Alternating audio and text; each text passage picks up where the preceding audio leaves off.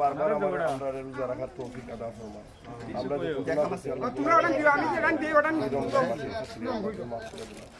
আল্লাহ আমাদের মা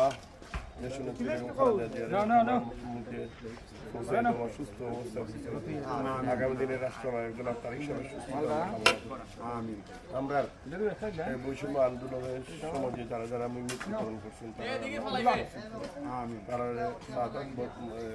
উপাধি দেওয়া মাবুদ আল্লাহ এই দেশের মধ্যে শান্তি নিয়ে আসা মাবুদ এই বাড়ির মধ্যে পয়দা করো মাবুদ ইয়া আল্লাহ